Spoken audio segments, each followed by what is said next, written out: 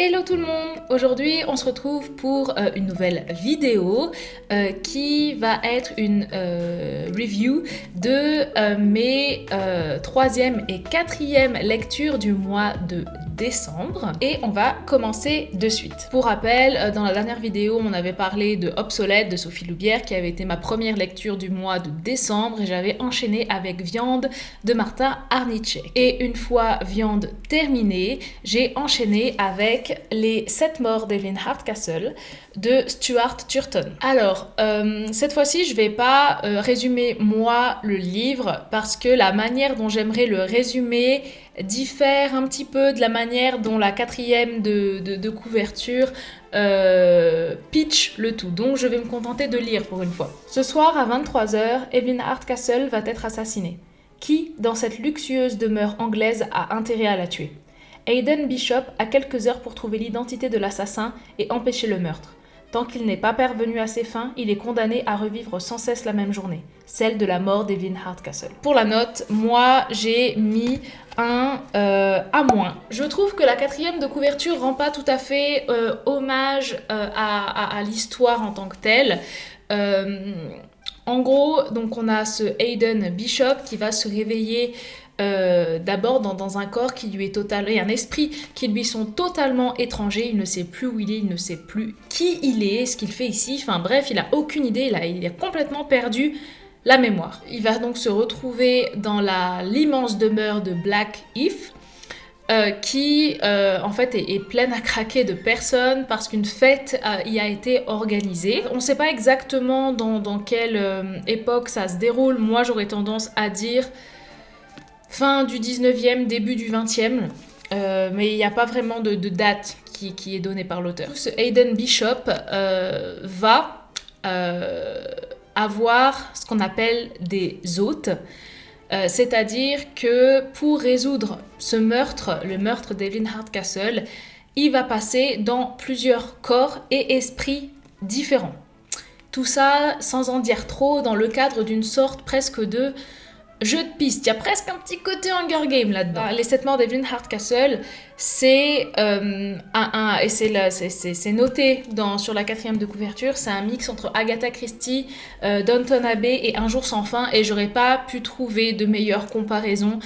C'est exactement ça, c'est l'époque Downton Abbey avec les domestiques et les aristocratiques. Il y a le côté Agatha Christie où on va vouloir résoudre ce mystère avec Aidan Bishop, et il y a un côté évidemment Un jour sans fin parce que les jours se répètent inlassablement, mais en réalité pas tant que ça étant donné qu'Aidan Bishop change de corps chaque jour. Donc il n'y a pas tant de répétitions que ça. J'ai mis A- et j'ai hésité avec B+, mais comme j'ai dit j'ai gardé A-. Ça aurait mérité bien plus en fait s'il n'y avait pas eu les 100 voire 150 premières pages. Il y a beaucoup de personnages. Les 7 morts d'Evelyn Hardcastle est basé sur tout un tas de personnages différents avec leurs propres secrets, leur propre personnalité. Ça fait beaucoup à introduire dès le début pour permettre au lecteur, à la lectrice de comprendre. Et dans ces 100-150 premières pages, il faut se familiariser avec cet environnement que nous décrit, que nous propose Stuart Turton. Ouais, c'est ça. C'est pas toujours simple de se l'approprier. Et il faut s'accrocher. Moi, je sais que le début a été raide pour moi parce que j'avais de la peine à savoir où est-ce qu'on voulait m'emmener. Moi, je sais qu'il y a des gens, j'ai lu un petit peu les critiques sur Babelio, Goodreads, etc. Il y a pas mal de gens qui ont abandonné dès les 50, 100 premières pages parce que c'était trop touffu. Moi, franchement, je peux que conseiller de s'accrocher parce que ça vaut vraiment, vraiment le coup. J'ai trouvé, moi, que l'histoire commençait vraiment à prendre du piquant, à devenir vraiment intéressante à partir du 3e corps que va habiter Aidan Bishop, Ravencourt. Là, ça commence déjà à s'accélérer et puis ça prend un tournant et une accélération vraiment brusque où il faut s'accrocher au wagon à partir des dernier quart, ouais pas tiers, peut-être dernier quart du livre.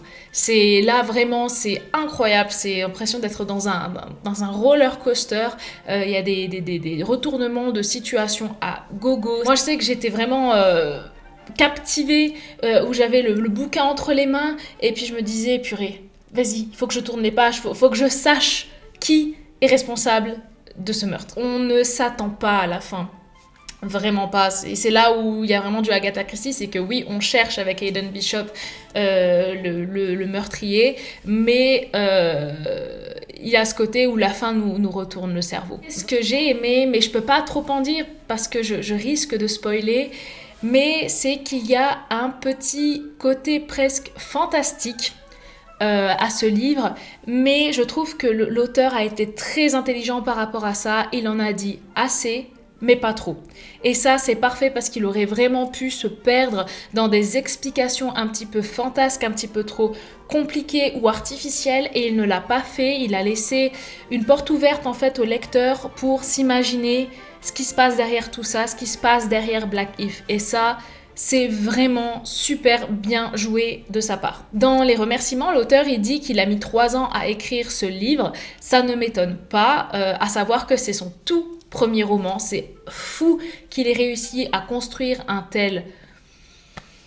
J'ai envie de dire mastodonte parce que entre le nombre incroyable de personnages à développer, les retours en arrière dans le temps, etc., il n'y a jamais rien qui entre en collision et qui crée une incohérence. Ah, enfin, en tout cas, moi, j'en ai perçu aucune. Je trouve que ça vaut vraiment le coup de persister durant les 100-150 premières pages, d'autant plus que la plume de l'auteur, personnellement, me plaît beaucoup.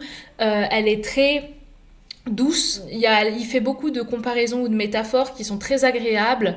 On se sent vraiment plongé dans l'ambiance de cette époque-là, tout sans qu'il y ait, comment dire, sans que ça fanfaronne. Je sais pas trop comment l'expliquer autrement, mais c'est pas pompeux. Le style n'est pas pompeux. Le style est beau, le style est maîtrisé, mais n'est pas pompeux. Il est accessible à tout le monde. Et c'est pour ça que moi, je le recommande vraiment chaudement. C'est une super belle découverte. Il y a vraiment un côté course contre la montre et qui nous prend avec elle. Vraiment. Et je le recommande vivement. C'est 600 pages, près de 600 pages. J'ai vraiment un gros coup de cœur. Il est très chouette, mais il faut s'accrocher au début. Alors, là, on va passer sur autre chose. Avant de commencer, je tiens à dire que je tiens à rappeler en fait que tout ce que je dis ne concerne que moi, ma sensibilité, ma vision liée à mon éducation, voilà. Et du coup, ce ne sont que mes opinions à moi et elles ne valent rien de plus qu'une opinion parmi toutes les autres qui existent. En fait, ça n'arrivera probablement jamais, mais je me dis, si, imaginons qu'un auteur ou une autrice tombe sur cette vidéo et que je vienne à dézinguer son travail, c'est pas agréable. Donc, moi, je cherche un peu à le faire de manière, on va dire, bienveillante. C'est pas toujours simple quand on critique de manière négative, mais quand même bienveillante. Il n'y a aucune méchanceté dans ce que je dis. J'ai non plus aucun conseil à dispenser parce que je ne suis personne pour faire ça. Mais bon, quand on décide de rendre publique une œuvre, quelle qu'elle soit, on s'expose forcément à la critique. Et je pense pas que c'est besoin toujours d'être virulent ou méchant ou irrespectueux, mais je suis là pour donner mon opinion, donc faut pas forcément se vexer. Voilà.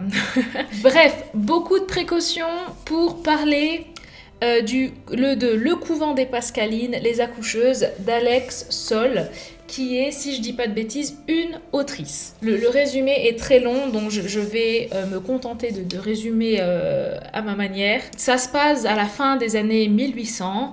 On suit Louise, qui est une adolescente de 17 ans, à une semaine du terme. Elle est enceinte de son amant. Et du coup, elle est enceinte hors mariage et comme elle fait partie de la haute bourgeoisie, ses parents l'ont envoyée au couvent des Pascalines pour y accoucher et faire en sorte que le bébé soit ensuite confié aux soins d'une famille, d'une autre famille. Sauf que les nonnes de ce couvent, les bonnes sœurs de ce couvent, ont bien plus de choses à cacher qu'elles ne veulent bien le montrer. Le couvent des Pascalines, j'ai mis un E. C'est pas une bonne note, hein. Il y a pas mal de choses qui n'allaient pas. Mais je vais commencer par ce qui va, parce qu'il faut commencer par le positif. Alex Soll, une chose est certaine, c'est qu'elle maîtrise l'horreur. Elle maîtrise le côté horrifique. Son bouquin, il est, je trouve, vraiment parfait pour passer... il est court, hein, il est très très court, il fait 200 et quelques pages. Il est parfait pour une soirée horreur à Halloween, par exemple. Il y a du sang, enfin bref, il y a des visions d'horreur absolument partout. Elle maîtrise son sujet, ce qu'elle écrit fait peur.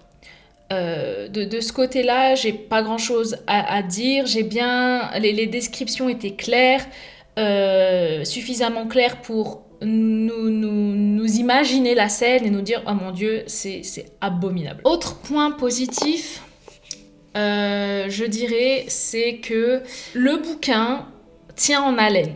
On a envie de savoir ce qui se passe. On a envie de comprendre ce qui se cache derrière les secrets des bonnes sœurs. On a envie de savoir ce qui va arriver à Louise. Malgré le fait que j'ai pas apprécié, j'ai eu envie d'aller jusqu'au bout. Vraiment, j'ai pas eu envie du tout d'arrêter ma lecture.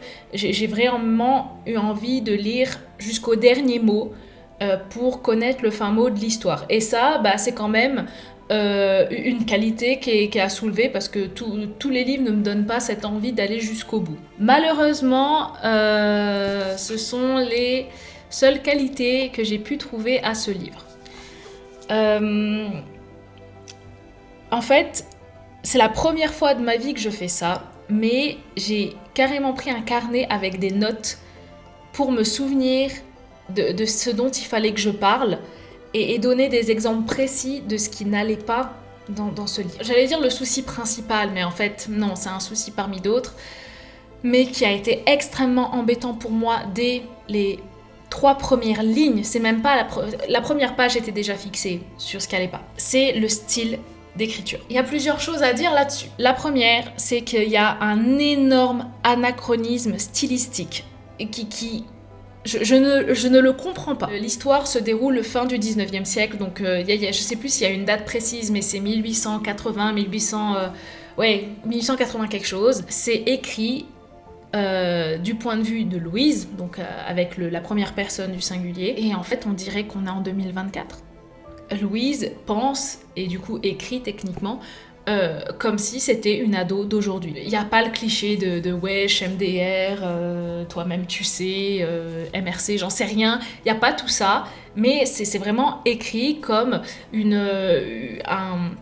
si l'horreur en fait se déroulait aujourd'hui. Ça c'est ultra problématique parce que en fait moi ça m'a complètement sorti de l'univers qu'essayait de construire Alex Soll.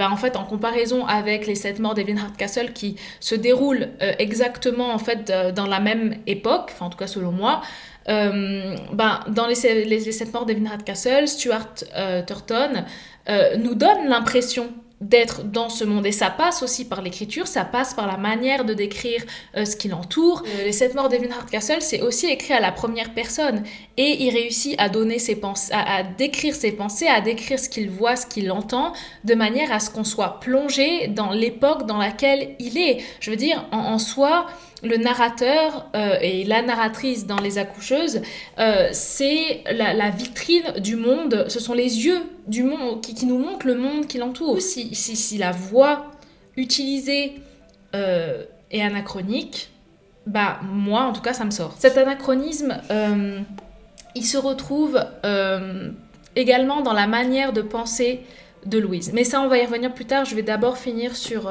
la façon d'écrire. Déjà, c'est la surutilisation des points d'exclamation. Je trouve que ça fait pas littéraire, ça fait pas pro d'utiliser autant de points d'exclamation. En fait, je trouve que le point d'exclamation est là pour renforcer une idée, mettre une emphase sur quelque chose.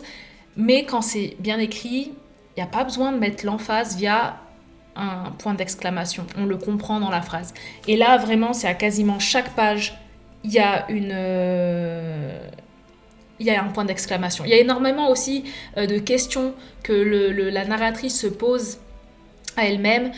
Mais bon, à la limite, ça, j'accepte parce qu'on est tous pleins de questionnements, comme c'est à la première personne, d'accord. Mais les points d'exclamation, c'est impressionnant et il y en a partout, vraiment partout. C'est un détail, mais quand c'est à toutes les pages, ça se remarque vite quand même. En fait, je trouve que parfois enfin, il y a des erreurs de français, j'ai trouvé. Je crois que c'est publié à compte d'auteur, donc peut-être qu'Alex, je n'en sais rien, n'a pas bénéficié de l'aide de relecteur ou de lecteur test ou d'éditeur, je sais pas. Mais j'ai trouvé qu'il y avait quand même des fautes de français qui, moi, m'ont perturbée. Après, c'est peut-être moi qui ai tort, mais moi, ça m'a perturbée en tant que lectrice. Je ne sais plus quelle page, mais c'est un peu vers la fin. Par 2 fois, elle écrit je allaite. Le verbe halter, c'est bizarre. Vraiment, j'allaite. Je sais pas. C'est très étrange d'écrire je allaite. Et pareil, il y a eu à un moment donné, j'en dirai pas trop, Louise assiste à une scène d'horreur digne d'un film Saw ou Hostel. C'est vraiment abominable ce qu'elle voit. Et sa réaction, c'est je frémis. Je frémis. Frémir, pour moi, c'est doux. C'est pas quand tu vois un truc atroce devant toi, tu frémis pas. À la limite, tu frissonnes ou tu trembles d'horreur. Tu frémis pas. Frémir, c'est tout léger. Et plus loin, il y a vraiment une phrase qui, pour moi, n'est pas française. Juste, c'est pas français. C'est page 110. Elle écrit « Plusieurs filles patientes que leur tour vienne d'accoucher. » Je suis désolée, mais je comprends ce que veut dire l'autrice, mais ça ne veut rien dire. On patiente que leur tour vienne d'accoucher. En fait, c'est juste déjà le verbe patienter, il joue pas ici. C'est le verbe attendre. On ne patiente pas quelque chose, on ne patiente pas de quelque chose. On patiente, mais on ne patiente pas que quelque chose arrive. On attend que quelque chose arrive. Et c'est, en fait, il y en a un petit peu partout dans le récit. Et moi, je sais que je suis très sensible à ça. Et ça me sort complètement de l'histoire. Un autre exemple de problème d'écriture qui m'a vraiment sorti de ma lecture, c'est page 142. Elle écrit « Un rire nerveux sort de ma bouche. Je ne le contrôle pas. » C'est le principe d'un rire nerveux. C'est tout ce genre de choses vraiment bêtes, mais qui, moi, je me dis, mais qu'est-ce que je suis en train de lire, quoi. J'en parlais tout à l'heure, l'anachronisme stylistique au niveau de l'écriture amène à un autre souci anachronique, selon moi, c'est la façon dont pense Louise. On dirait une ado d'aujourd'hui. Pour moi, c'est problématique parce que je ne pense pas qu'une ado aristo, enceinte jusqu'aux dents, de la fin du 19e siècle et les mêmes schémas de pensée qu'une ado de 17 ans enceinte jusqu'aux dents de 2024. Pour moi, ça joue pas. Ça rend Louise insupportable. Vraiment, c'est un des pires personnages principaux que j'ai pu suivre dans un livre. Elle est... c'est une tête à claque. On pourrait se dire, oui, bon, c'est une aristo, elle a été éduquée pour faire en sorte qu'elle se pense, qu'elle se croit meilleure que tout le monde, elle regarde tout le monde de haut, etc. Ok, mais en soi, on le ressent pas en tant que lecteur, puisque, cette éducation aristo ne transparaît pas dans sa manière de penser. Juste, elle dit, je suis meilleure que tout le monde. Ok, c'est bien, mais on le perçoit pas de manière plus subtile dans le texte, enfin presque le sous-texte, et en fait, c'est pas crédible. Et ça a fait que je pouvais pas réellement pardonner à Louise d'être comme elle était. Juste, c'était une gamine pourri gâtée. C'est pas une aristo qui connaît rien d'autre. C'est une gamine pourri gâtée. Et c'est là qu'il y a encore un problème avec le personnage de Louise. C'est que, comme je l'ai dit, elle est insupportable. Elle ne pense qu'à elle. Elle est particulièrement méchante. Il y a une jeune fille, Eugénie, qui vient partager sa chambre en attendant d'accoucher elle aussi. C'est une fille d'artisan, je sais plus exactement de quoi, mais du coup c'est pas quelqu'un de haut rang social. Louise est focus sur ça. Elle est vraiment focalisée sur le fait qu'une gueuse va partager sa chambre, qu'elle pue, qu'elle est sale, que mon Dieu, mais je peux pas être à moins de 100 mètres d'une gueuse pareille. Et d'ailleurs, le mot gueuse est utilisé. Bon, c'est insupportable, mais en soi, allez, on l'admet, enfin c'est pas grave, si c'est grave, mais on l'admet, c'est dans son éducation aristo, voilà. Sauf que, il y a des fois, Louise change complètement de comportement. Il y a une jeune nonne, pas Eugénie, Irène, qui a l'air très mal en point. Louise s'en fout d'elle. Vraiment, elle le dit, je me sers d'elle, Voilà, elle est rien d'autre pour moi, presque qu'un objet. Elle voit qu'Irène, à un moment donné, est physiquement diminuée, elle a l'air amaigrie, elle a l'air fatiguée, plus pâle que d'habitude. Et, de manière vraiment authentique, d'un coup, Louise va s'inquiéter pour elle. Et, bah non, t'es pas comme ça. Pourquoi tu t'inquiètes alors que tu montres depuis le début que tu t'en fiches des autres? Et pareil, il y a un gros problème de cohérence aussi à un moment. Ça spoil un tout petit peu. Allez à ce timecode si vous voulez vraiment pas savoir. Louise tombe sur une scène abominable avec un bébé qui a été abandonné à moitié mort. Et ce bébé s'avère être métisse. Donc la femme qui a accouché est blanche et ben, du coup le papa était noir. Ou est noir, on ne sait pas ce qui arrive à ce monsieur. Louise voit ce pauvre bébé tout nu, très mal en point. Et elle voit qu'il est métisse. Et elle dit, je vais retrouver la page parce que c'est assez fort de café. Sa peau est grise et une masse de cheveux noirs crépus recouvre le haut de sa tête. Un enfant métisse. La stupeur me coupe la respiration. Les sœurs le laisseraient-elles vraiment périr en raison de sa couleur de peau ? Et un petit peu plus loin, il est si petit, si fragile, son innocence me percute avec la violence d'un orage. Je ne peux l'abandonner là. Je trouverai une solution. Quoi ? Comment ? J'en ai aucune idée. Mais je ne peux laisser un être aussi petit, aussi innocent ainsi. Non, impossible. Et ça joue pas !